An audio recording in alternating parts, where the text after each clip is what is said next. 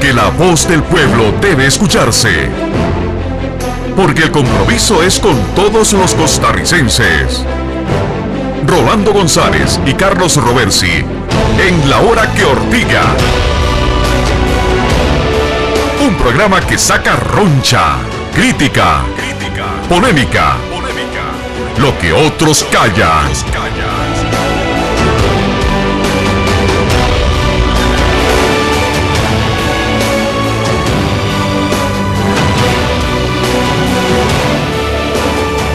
Buenas noches, tengan ustedes, amigas y amigos, donde quiera que nos sintonicen. Les saludamos desde Radio Monumental en La Hora que Ortiga y desde luego por CDR Canal 2. Esta noche mantendremos ya el formato que aplicamos ayer. Arrancaremos con Buena Nota, seguimos con Fuego Cruzado en una conversación con el doctor Leiner Vargas sobre remuneraciones, pensiones y situación fiscal del país, y una vez que concluyamos ese segmento entraremos a tiro al blanco. Nos vamos de inmediato con la Buena Nota. Buena Nota. Es momento de las noticias positivas.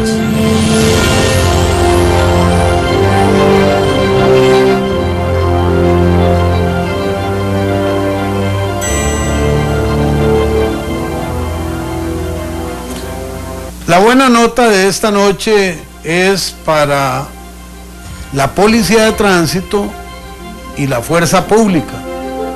La construcción a partir de la convergencia de intereses de ambas policías, del Ministerio de Obras Públicas y del Ministerio de Seguridad, para que en vez de tener 600 o 700 policías de tránsito, estos se multipliquen hasta 1.500, 1.600, con el apoyo de 1.000 integrantes de la fuerza pública que se capaciten para hacer control de tránsito, es un paso al frente en el sentido correcto. Habrá mayor agilidad, mayor seguridad y mayor celeridad en el tratamiento de los temas relacionados con el tránsito. No se trata de que la fuerza pública deje de hacer sus labores en seguridad ciudadana. Se trata de aprovechar, de optimizar el capital humano que tienen ambos ministerios para coadyuvar en una mejora en el uso de las redes viales de nuestro país. La buena nota entonces es para la Dirección de Tránsito, para la Fuerza Pública y para ambos ministerios por unirse en este esfuerzo de interés nacional. Esto fue Buena Nota, donde aplaudimos la importancia de las buenas acciones.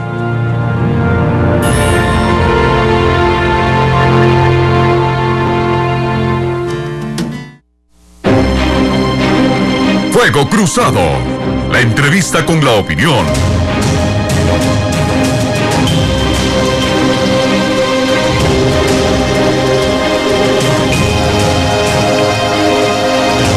Regresamos, amigas y amigos. Ahora en Fuego Cruzado vamos a conversar por la vía telefónica con el doctor Leiner Vargas. Leiner Vargas es economista, es académico, investigador, escritor, un pensador sobre la integralidad del desarrollo nacional, pero indudablemente con un acento profesional en los temas de la economía costarricense. Con él vamos a trabajar 20-25 minutos. Le agradecemos a don Leiner que nos atienda y que nos comparta sus puntos de vista. Le invitaría a darnos en 3-4 minutos su aproximación sobre 3 temas: pensiones, remuneraciones y situación fiscal de Costa Rica. Bienvenido, muchas gracias. Rolando, y muchas gracias por la invitación. ¿Aló? Pues, sí, muy agradecido por la invitación. ¿Me está escuchando? Adelante, sí. Ahora sí.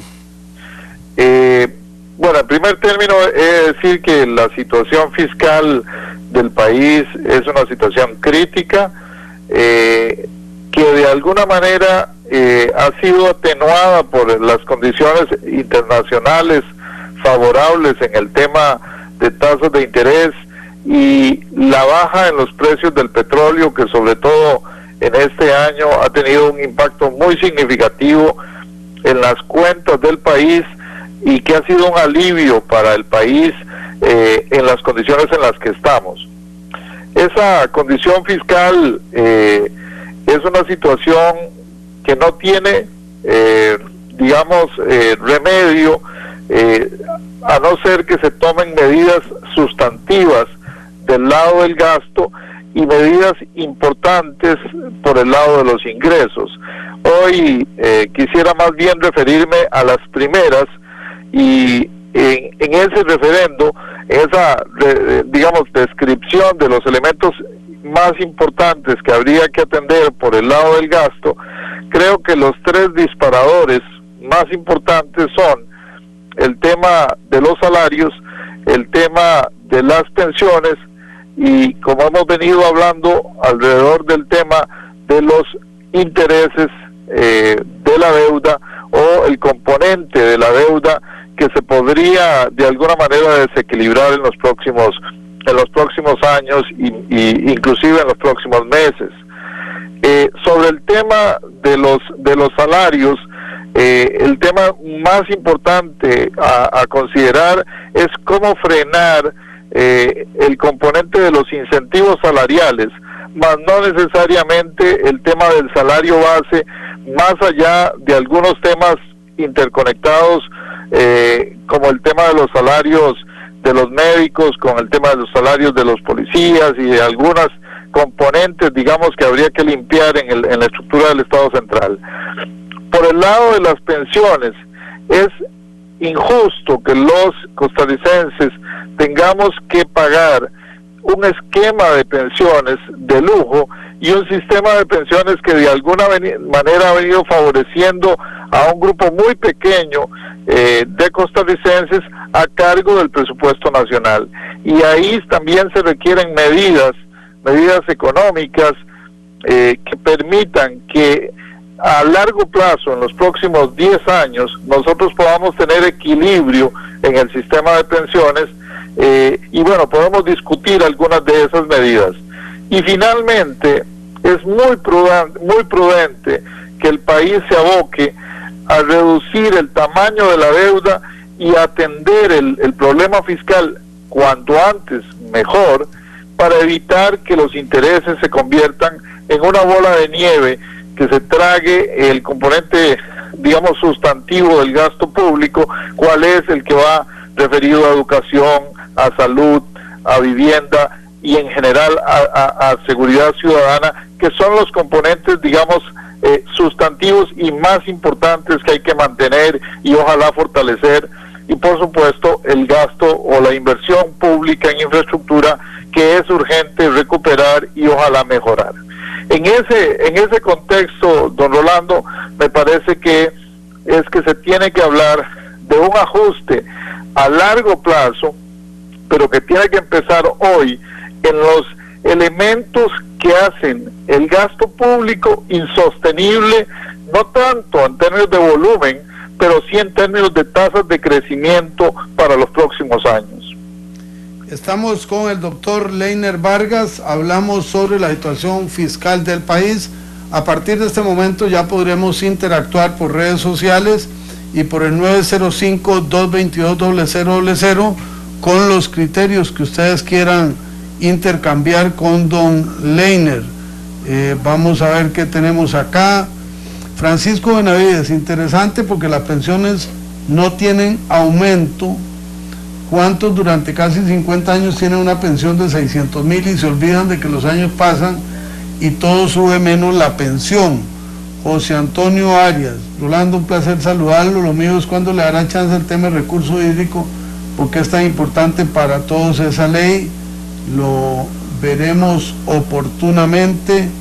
Le agradecería si me pasa los datos de don José Miguel Celedón, a quien me recomienda. Francisco Vargas dice solo pericos. Me parece que es una apreciación subjetiva e injusta por aquí ha pasado gente de todo lado, y Jorge Montero nos participa de la mala noticia de que Juan Gin, el empresario dueño de la concesión para el canal de Nicaragua, ha perdido el 84% de sus activos personales en la convulsa situación de China.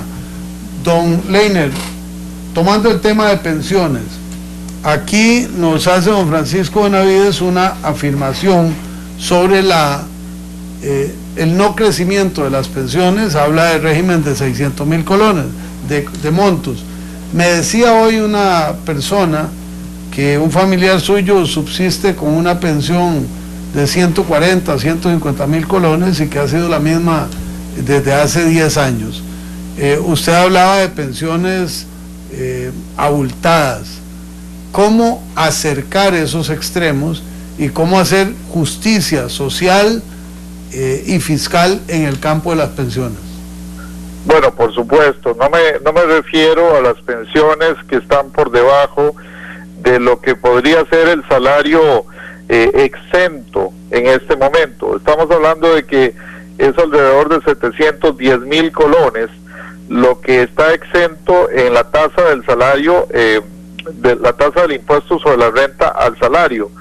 Por lo tanto, a mí me parece que todas aquellas pensiones, ya sea del régimen de Hacienda o cualquiera de los regímenes del magisterio, etcétera, que estén por debajo de ese monto, deberían continuar estando exentas de cualquier impuesto, e inclusive, creo yo, esos mínimos deberían aumentarse sujeto al crecimiento de los precios y a una racionalidad de las condiciones financieras de los regímenes. No me refiero a las pensiones bajas, me refiero esencialmente a las pensiones de lujo, a las pensiones que en algunos de los regímenes, por ejemplo, llegan a tener 10, 12 y 15 millones de colones. Y para eso me parece que es importante que se estudie la posibilidad de aplicar el mismo criterio de regresividad o de progresividad de los impuestos en el sistema de pensiones, que permita que un pensionado que tiene una pensión por encima de 5 millones de colones pague una tasa de impuesto mayor para precisamente acotar las diferencias entre los que reciben una pensión de lujo y los que reciben una pensión que apenas si cubre su desarrollo vital, su mantenimiento. Así que cuando yo hablo de corregir el componente, digamos, de pensiones, me refiero sobre todo a las pensiones que están por encima del nivel, digamos, exento en el salario base, es decir, aquellas que están por encima de 700.000 colones, que puedan pagar progresivamente un mayor impuesto, y por supuesto aquellas que están por encima de 5 millones de colones, que se pueden considerar pensiones de lujo, puedan ser sujeto a por lo menos un 30% de impuestos sobre la renta para corregir en parte ese desnivel que tiene el sistema de pensiones y para favorecer a largo plazo un equilibrio fiscal, porque hay que recordar que sobre todo las pensiones de Hacienda y parte de las pensiones del magisterio van a cargo del fisco, de los ingresos que se recogen, ya sea por impuestos o por endeudamiento en el Estado. Don Leiner, bueno, saludamos al PUAS que dice esperando con un café de la Ortiga. Usted decía que un tema muy importante tiene que ver con los incentivos salariales más allá que los salarios base. Y dice Carla Ferri, ¿y cómo? ¿Sabe la cantidad de incentivos que existen? En ese mundo de los incentivos, yo le pediría que usted, si le es posible, nos haga una alusión al concepto de salario global, que es como la antítesis de la diversidad de incentivos que hay en el esquema de salario del sector público de nuestro país. Y aviso 905-222-0000, el acceso telefónico si usted quiere compartir con nosotros. Adelante, don Leiner. Sí, efectivamente hay una gran diferencia entre las instituciones públicas que están utilizando el salario único, salario consolidado, como esquema de pago, y las instituciones que tienen o mantienen un salario base sumado a un conjunto de incentivos, algunos de ellos considerados perversos o incentivos que de alguna manera no son balanceados al presupuesto de las instituciones. Y en este tipo de salario global, la ventaja que tienen esas instituciones es que tienen salarios de entrada para profesionales jóvenes mucho más competitivos, y que el salario crece con el crecimiento de la productividad o de la inflación, pero no crece por el componente de incentivos. En algunas de nuestras instituciones públicas opera al revés, es decir, es la cantidad de años que tiene el funcionario en la institución la que explica el crecimiento de su salario, y no necesariamente su productividad o su capacidad de trabajo dentro de la institución. Más allá de que es necesario aumentar la cantidad de personas que van hacia la categoría de salario global, es decir, que sobre todo los nuevos funcionarios deben de empezar a contratarse bajo un esquema donde el salario único o salario global sea el sistema, debemos corregir algunos incentivos salariales que han sobredimensionado y que hoy representan de verdad un lastre financiero, no solo para las instituciones del gobierno central, sino y sobre todo para algunas instituciones autónomas. Don Leiner, cuenta las universidades. Tenemos en línea a don Sergio González, lo escuchamos y seguimos el desarrollo del tema. Algunos mensajes me llegan que no hay acceso telefónico, es porque estamos ocupando una de las líneas y con la otra recibimos las llamadas. Don Sergio, adelante. Buenas noches, don Rolando. Dos cositas relacionadas. El señor dice que estas medidas había que hacerlas hoy. No, eso había que hacerlo ayer y antier. Eso que se tenía que hacer hace mucho tiempo para no estar ahorita en este asunto tan crítico del país con esta deuda. Rolando, no hace falta hacer un máster en economía para darse cuenta que si yo no puedo endeudarme o enjaranarme, como decimos, sabiendo que yo no tengo capacidad de pago. Otra, es muy fácil yo endeudarme sabiendo que otros van a pagar. Eso es muy fácil. Eso es lo que pasa, le ha pasado al gobierno o los otros gobiernos que se han tenido que endeudar para salir de apuros, sabiendo que el siguiente gobierno son los que van a seguir pagando la deuda. Entonces, como repito, es muy fácil endeudarse sabiendo que otros van a pagar. Buenas noches. Buenas noches, muchas gracias. Don Leiner, estábamos con el tema de pensiones, pero viendo que el tiempo corre, vamos a oír a Humberto Rodríguez desde Quebrada Honda y luego entraríamos a hablar, estábamos con el tema de salario y de pensiones y quisiera vincular esto con el tema del presupuesto en un momento. Don Humberto Rodríguez, bienvenido, adelante. Don Rolando, no es que un día de estos me di una agradable sorpresa. No es que entre los campesinos de nosotros hay gente que con un radiecillo lo escucha a usted desde cualquier lado que esté aquí en el pueblo. Quebrada Honda es un pueblo totalmente rural y me voy dando cuenta de que, por ejemplo, Tito, el Cuervo, que es un buen trabajador, excelente trabajador del campo, le estaba comentando sobre la obra que Ortega y nos dimos una buena pasada. Quiero preguntarle al señor lo siguiente. Mira, y todos los programas, fíjate vos que cómo es que es. Y bueno, y yo, mira, qué hijo de puta. Perdón. No, adelante. Que mira, yo no estoy equivocado, yo estoy bien apuntado. Mira, don Rolando, perdone que mira, yo quiero preguntarle al señor, ¿por qué si la inflación es tan requete baja? ¿Por qué el costo de la vida sube tanto y tanto y tanto? Bajaron los combustibles, suben los taxis y suben más bien los transportes. Quieren subir la electricidad y el costo de la vida está altísimo. Hay que ir a comprar para que vean cómo es la situación. Muchísimas gracias. Yo quiero que me expliquen eso. Muchas gracias. Hasta luego. Muchas gracias a Humberto. Saludos al Cuervo y saludos al alcalde de Nicoya, don Marco Jiménez, que se nos reporta por Facebook y que está sintonizado. Don Leiner, entonces, baja inflación y los costos siguen altos, nos dice don Humberto. ¿Qué le parece? Bueno, este es un tema que daría para otro programa, pero efectivamente la economía costarricense tiene una situación deflacionaria, según los datos al día de hoy del INEC para el año 2015, pero somos una de las economías que ha crecido en costos internos, sobre todo en precios de los servicios públicos, de manera muy fuerte en el último decenio, de tal manera que tiene razón.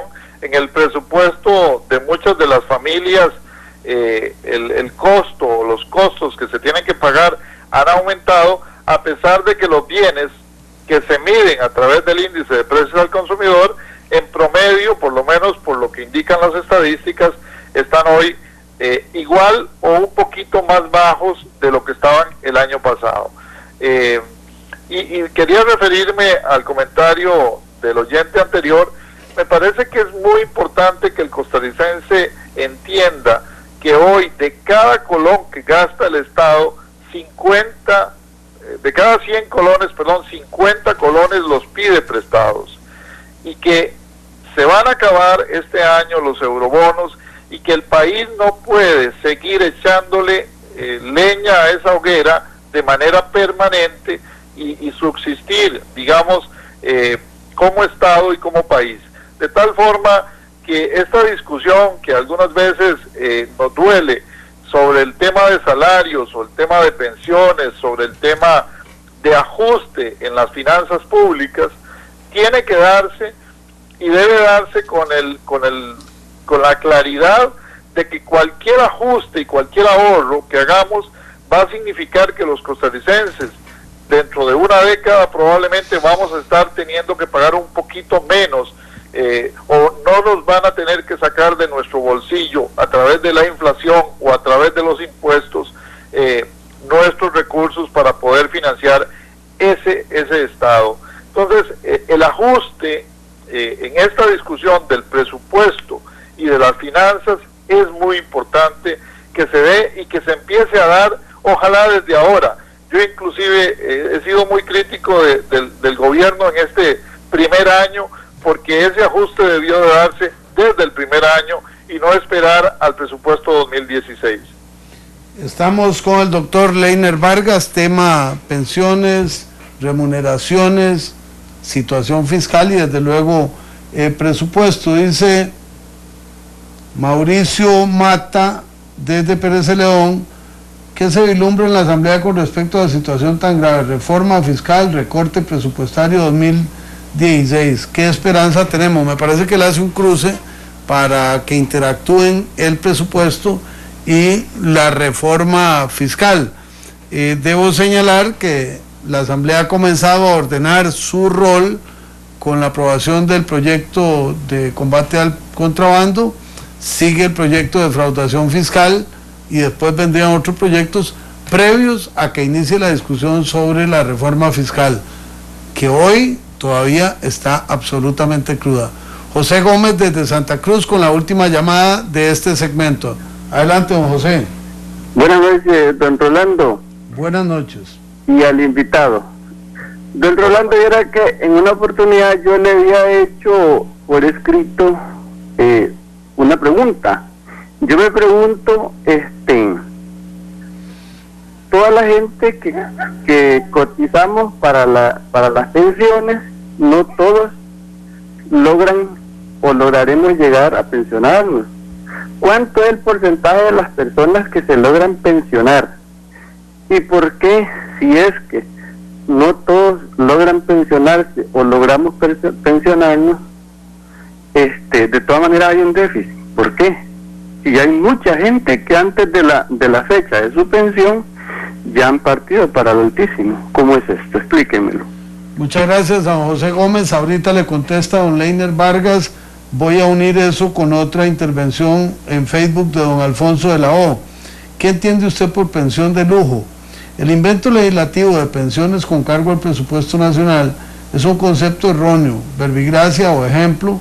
Todos los regímenes tienen aporte estatal y también de los beneficiarios. ¿Qué ha ocurrido? Desde los años 30 o 40 que crearon los diversos regímenes especiales, los gobiernos fallaron igual que los congresos, pues no crearon los fondos para cada régimen. Esa plata que aportaron los funcionarios fue a parar a la caja única. Ahí tenemos, don Leiner, un par de abordajes sobre el tema de pensiones que pareciera se convirtió en el núcleo de nuestra conversación. ¿Qué nos dice al respecto?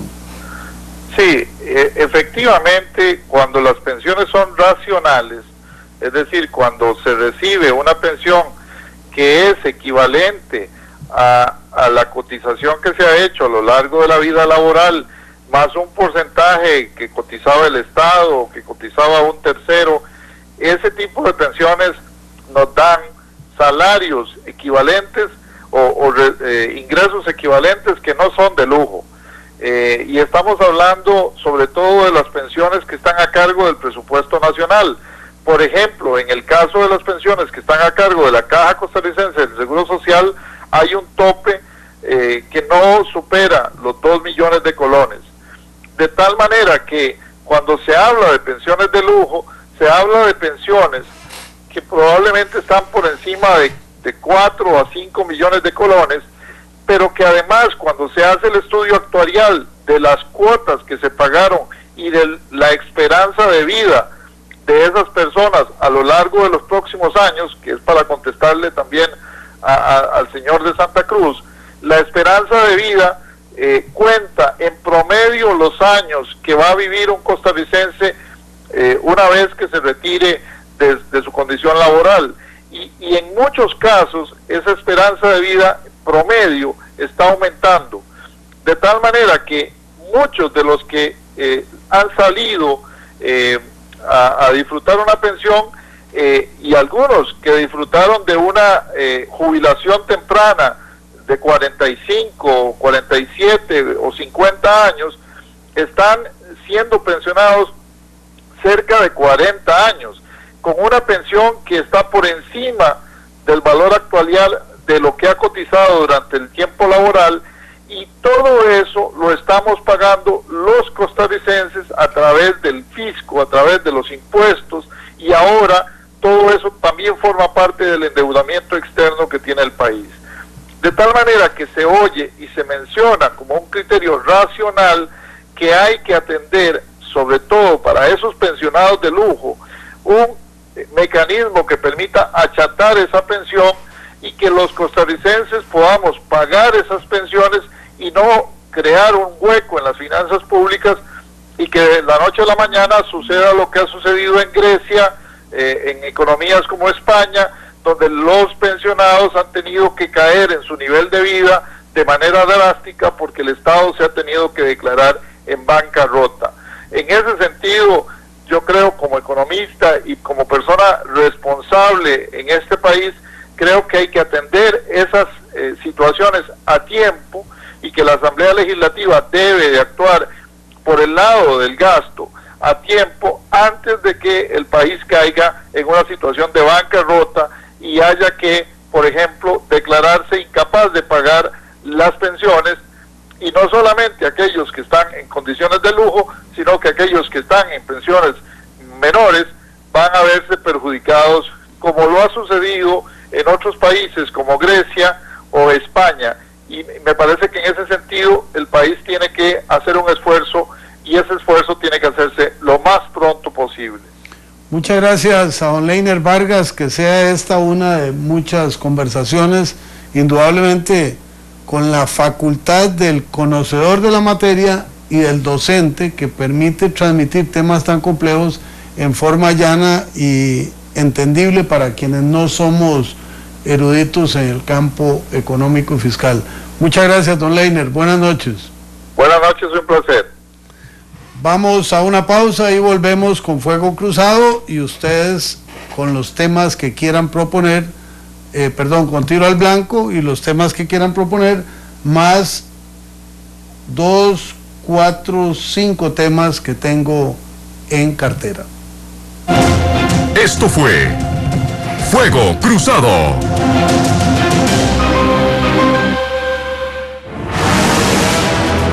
Tiro al Blanco. Es tiempo de crear polémica. Es tiempo de palabras certeras. Esto es Tiro al Blanco.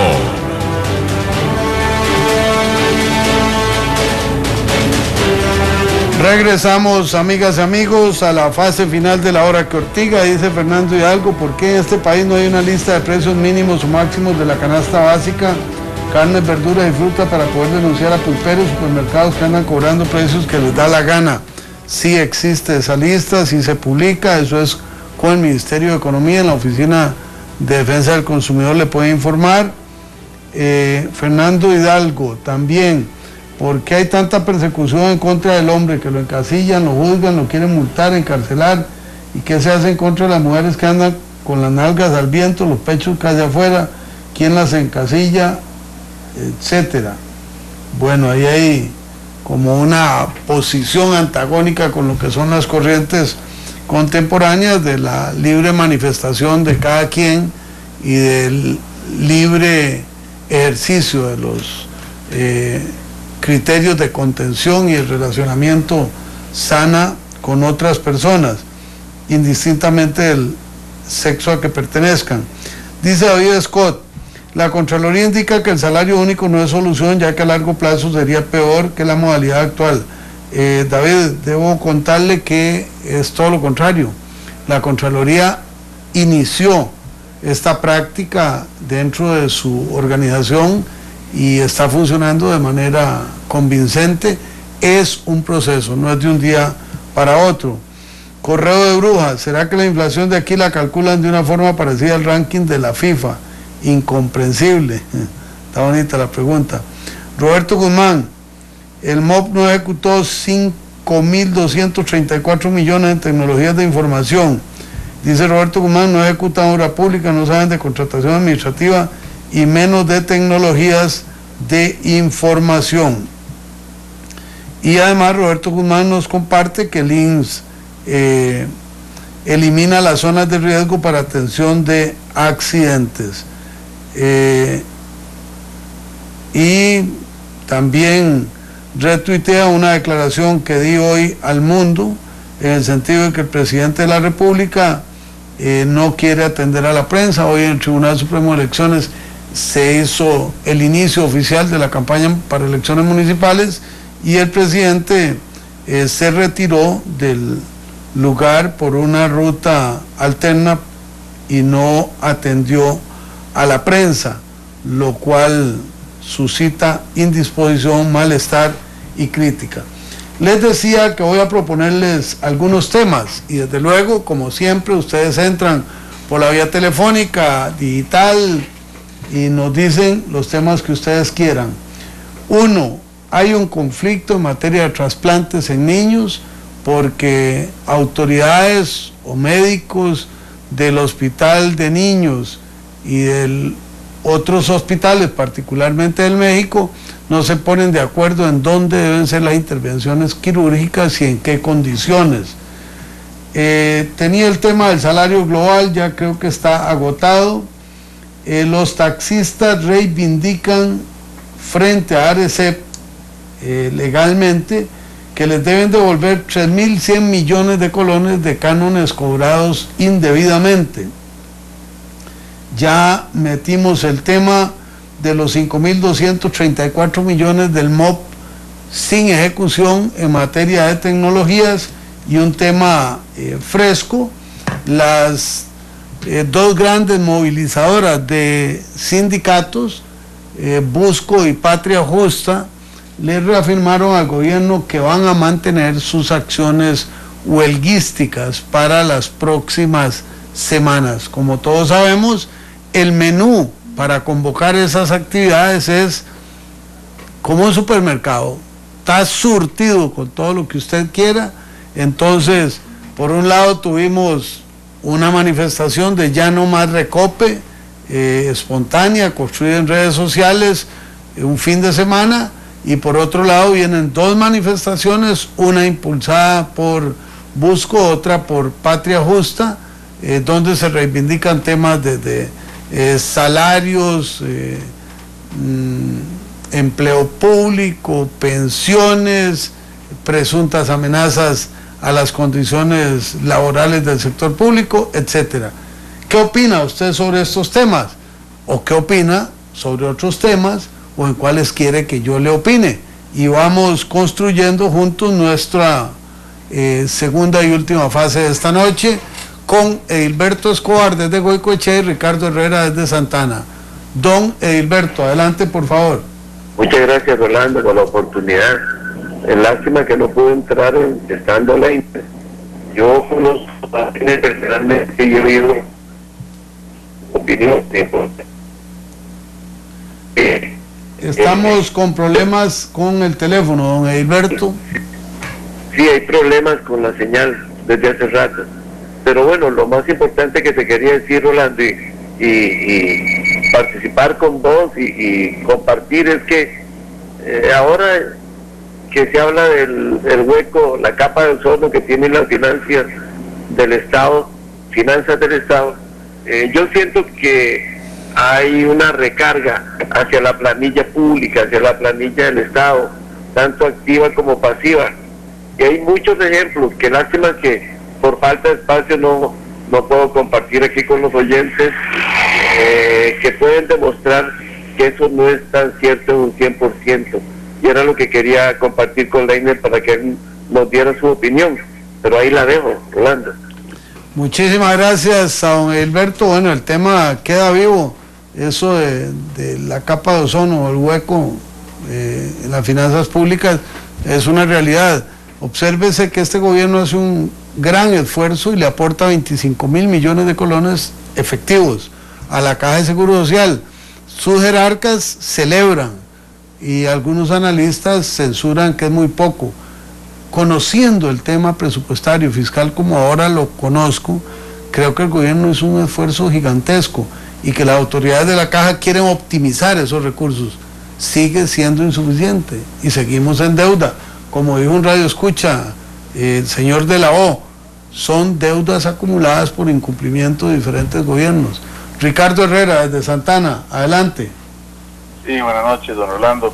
Buenas noches. Bueno, yo quisiera comentar sobre un comentario desafortunado que le escuché al presidente Solís ayer o antier respecto a las afirmaciones que hizo la CIP llamando la atención sobre las restricciones a la libertad de prensa en Costa Rica, y él sale diciendo que en Costa Rica las autoridades están inhibidas de restringir el acceso a la prensa y no sé qué cosas, y que su opinión es tan válida como la de la CIP. Y yo me pongo a pensar qué pasó con el analista político que era don Luis Guillermo, que en el pasado hubiera dicho que una llamada de atención de la CIP era una llamada de atención importante en un país respetuoso a la libertad de prensa y a las libertades, de modo que realmente no entiendo qué está pasando con don Luis Guillermo ni con la gente que lo asesora. Quisiera saber su opinión. Gracias, Rolando. Muchas gracias, don Ricardo. Mire, yo tengo que serle franco, el desconcierto que vive usted lo siento yo. Yo conozco a Luis Guillermo Solís desde hace muchos años. Creo que es un hombre inteligente, un hombre abierto, respetuoso. No comprendo qué está pasando en la relación con la prensa. Con la prensa la relación no puede ser que hoy estoy risueño porque están conmigo y mañana estoy enfurruñado porque están contra mí. El cargo público implica una carga de trabajar, de rendir, de producir, pero muy especialmente de rendir cuentas aunque no nos guste. Y por eso me asombra que ya reiteradamente el presidente va de los medios de comunicación. Bueno, entonces comuniquen que la estrategia es que hablará con la prensa, no sé, como en la Casa Blanca, una vez por semana, una vez por quincena, y los medios de comunicación, les guste o no les guste, tendrán ese paradigma. Pero hay un evento, hay una expectativa, se le quiere preguntar algo y las cosas no funcionan como las están dando.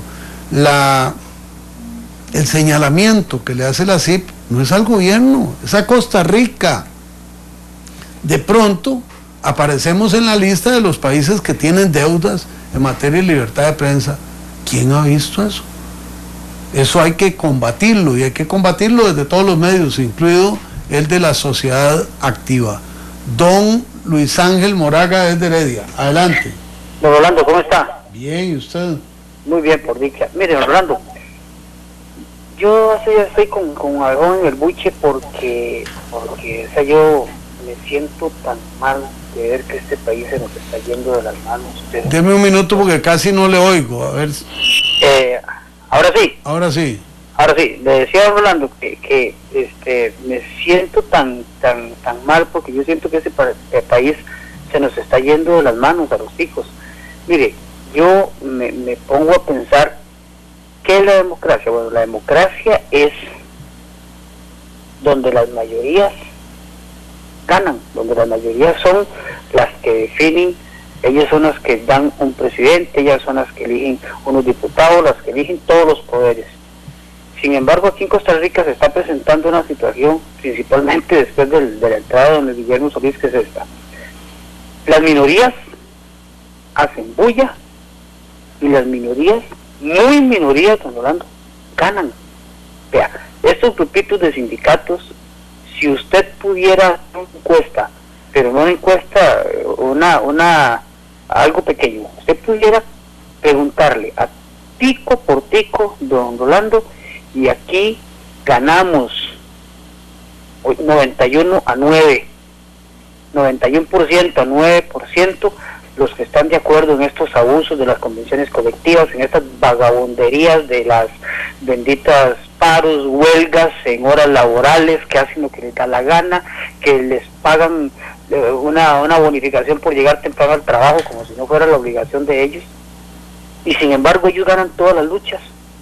Vea, para terminar, don Rolando, también el otro caso de esto, de que se están alejando cada vez más de Dios, que están usando todas las cosas contra, todo lo que sea contra la ley, contra la moral, todo esto de los abortos, todo esto de las uniones homosexuales, todo eso va contra la ley de Dios. Y en Costa Rica, católicos o no católicos, los cristianos somos igual, por lo menos un 90% de las personas, y sin embargo ese grupito pequeñito hace escándalo, son bulliciosos, se mueven, hacen bulla, y nosotros, los que somos la mayoría, los que deberíamos decir, no señor, en Costa Rica se hacen las cosas como tienen que ser, nos quedamos callados, nos quedamos todos calladitos, hagan lo que quieran, definan lo que quieran, y nosotros aquí calladitos, y el país cada vez se nos va más de las manos. Muchas gracias, señor. Muchísimas gracias por su llamada. Es un enfoque que hay que tener presente. Yo hablaba en los tiempos en que era presidente ejecutivo del IDA y luego del INDER de ciudadanía activa. Es que la ciudadanía tiene que ser protagónica. En materia de poder no hay espacios vacíos. Si usted actúa, usted es protagonista. Si usted no actúa, alguien lo hace por usted. Cuando hay esa queja de los abusos que tenemos quienes estamos en el sector público, bueno, es un reproche que puede tener validez o no, pero debe convertirse en un acto consistente en los procesos electorales, en los procesos comunales, en las actividades en que ustedes participan, y la queja es pertinente. Don Josué Bolaño desde Guadalupe.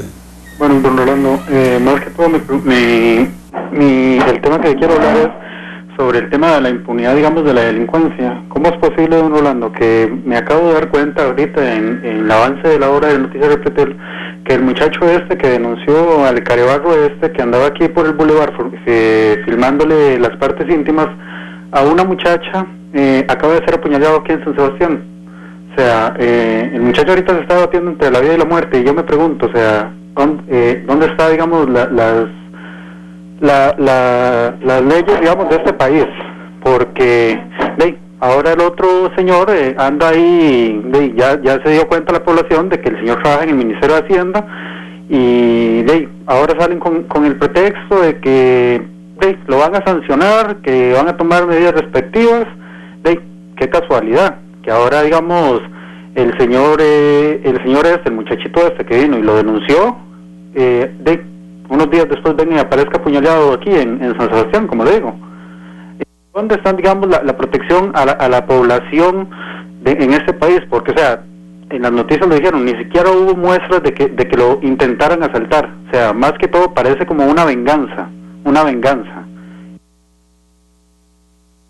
Llamada, aquí me lo pone Glenn Montero en pantalla, es noticia en desarrollo de Noticias Repretel, con el periodista Osvaldo Alvarado, y efectivamente dice que lucha por su vida en el Hospital Calderón Guardia. 2 personas lo apuñalaron. Me parece que esto es escalofriante, es como una película de terror, porque indistintamente de si el Código Penal prevé o no prevé como delito que un fulano esté grabando con un teléfono a una mujer, cual sea su indumentaria, aquí debe haber un reproche social, y en el caso de este joven, además de todo, valiente, una solidaridad social manifiesta.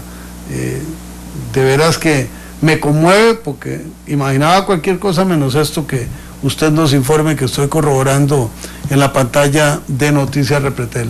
Muchas gracias, don Josué. Don Gerardo Barrantes, desde San Carlos, adelante. Buenas noches. Buenas noches. Varias pinceladas así. Por ejemplo, el asunto de las pensiones.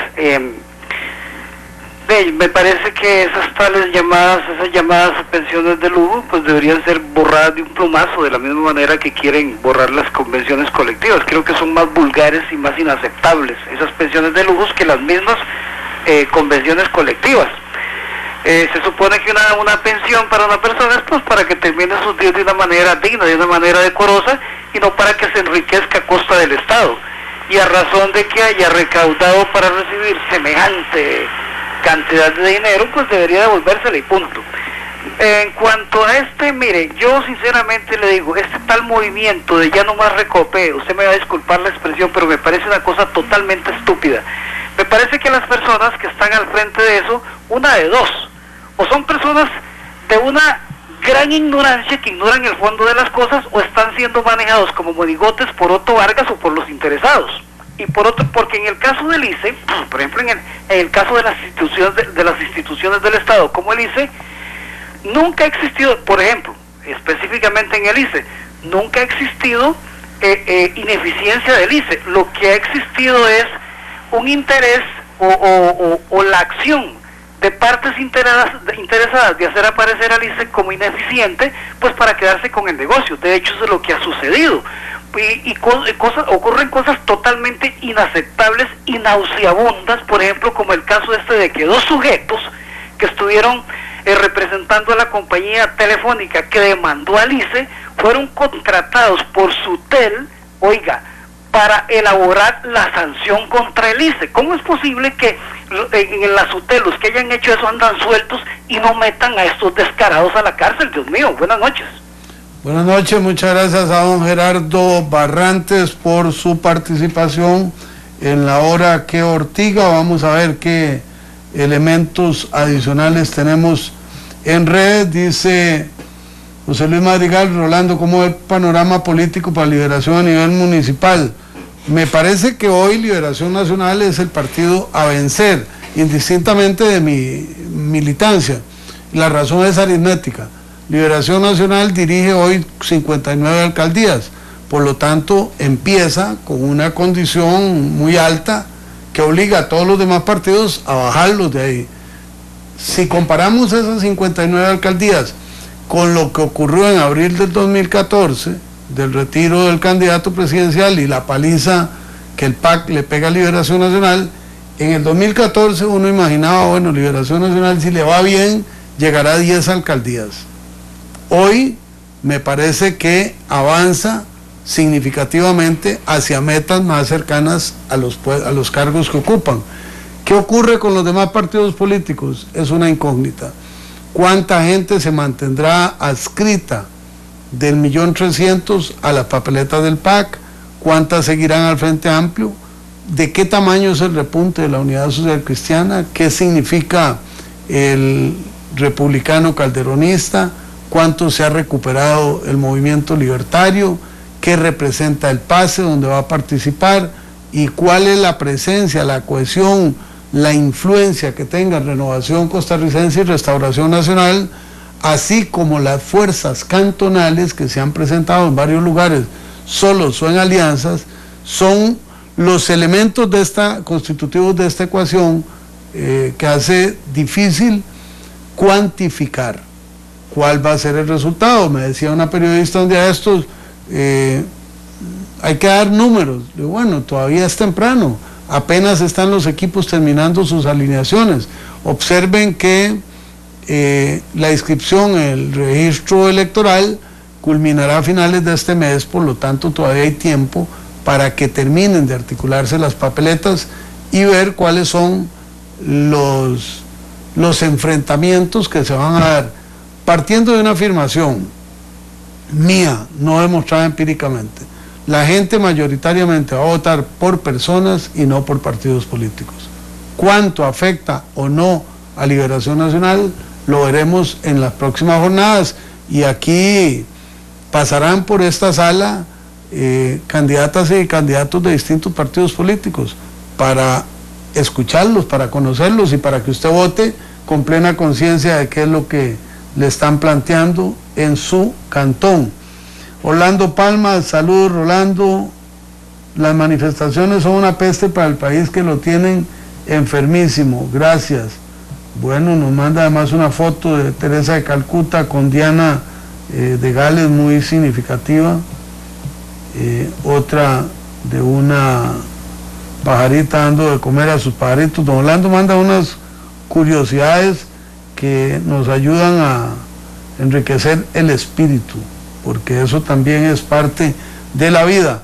905-222-0000, el acceso telefónico para que usted nos acompañe con su punto de vista sobre los temas que hemos abordado u otros temas que quiera desarrollar en esta noche. Hay uno que no puedo dejar de mencionar y que algunas personas ya me lo comentaron, incluso los compañeros de deportes. ¿Qué ha ocurrido en la Asamblea Legislativa esta semana? Bueno, lo que ha ocurrido es muy claro. Hay varios diputados fuera del país y algunos diputados no llegaron a sesionar por diferentes razones. Yo no cargo la mano contra los diputados, pero creo que a nosotros nos nombraron para estar en la Asamblea Legislativa o atender deberes de nuestro cargo. Quienes lo estén haciendo dentro o fuera de la Asamblea están cumpliendo, pero quienes no estén ni adentro ni afuera cumpliendo con el cargo, sí estamos complicados. Les menciono un caso. Yo sesiono no sé cuántas veces a la semana en cuántas comisiones y subcomisiones, y el viernes voy de gira con el ministro de Seguridad a ver problemas de las comunidades en las que hemos venido trabajando juntos, porque eso es parte del colaborar en el desarrollo del país, pero las sesiones deberían darse. Y hoy en Amelia Rueda hice una protesta pública porque las comisiones plenas no sesionan, porque algunos diputados toman los proyectos, le meten una nota, eso es abocarlos, o sea que el proyecto que está en una comisión plena tiene que devolverse al plenario y entonces la agenda de la comisión plena queda bloqueada y no se puede sesionar, y eso no se vale, porque ahí se podría hacer trabajo. Y lo recriminé en Amelia Rueda y lo hago ahora públicamente, como lo he hecho 3 veces en el plenario legislativo con oídos sordos. Así es que las críticas a veces vienen con mucho sentido. Gregory Trejo, desde Atillo, adelante por favor. Muy buenas noches. La última llamada de la noche. Muy buenas noches. Buenas noches. Estoy de acuerdo con uno de los caballeros que llamó hace poco, anteriormente, en cuanto al truquito de los sindicatos. El pueblo en realidad está enfermo de esa mala crianza. Unos cuantos revoltosos se tiran a la calle, siendo manipulados por los tagarotes que están detrás, y entonces obstruyen las calles. El resto del país no tiene derecho a cruzar la calle, a transitar los carros, ni a nada de esas cosas. O sea, pierde la libertad automáticamente. ¿Y esto a qué se debe? A que estamos infestados con el mito de los famosos derechos humanos, de la tal democracia. Costa Rica tiene democracia para enviar hasta Júpiter. Estamos rebalsados de democracia. Existen sistemas, ¿por qué no los usan? Sí los usan, pero prefieren irse por la cuestión violenta. ¿Cómo es que todo el resto del mundo, cuando tiene una queja, usa abogados y usa el sistema burocrático para quejarse cuando hay una anomalía? No, estos líderes de sindicatos no quieren continuar con el sistema burocrático, prefieren empujar, con todo respeto, a los imbéciles que los siguen para bloquear la libertad del resto del pueblo. Muchas gracias por su llamada y por su planteamiento. Me parece que enérgico, sentido, es una perspectiva, ¿verdad? Para otros sectores, la responsabilidad, la manifestación, la fuerza, la cohesión social en los sindicatos es muy importante. Alcanzar los puntos de no conflicto es lo más difícil al respecto. Bueno, amigas, amigos, vamos terminando nuestra jornada de hoy. Mañana, como sabemos, estaremos pendientes del partido entre Sudáfrica y Costa Rica. Lo haremos desde la casa o desde el estadio, ya lo veremos mañana, con la firme esperanza de que ganemos y que el proceso siga su marcha de buena y positiva manera. Nos despedimos. Alexander Víquez, Rodolfo Chacón, Glenn Montero, Marco Ramírez, Rigo González, María Pozo, Carlos Roversi y este servidor Rolando González, les damos las gracias. Que descansen, que ganemos mañana y el viernes Ortigarán con Carlos Roversi.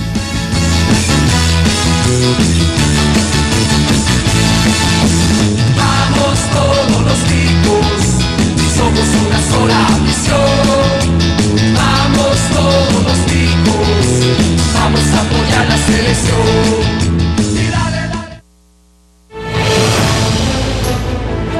Porque la voz del pueblo debe escucharse.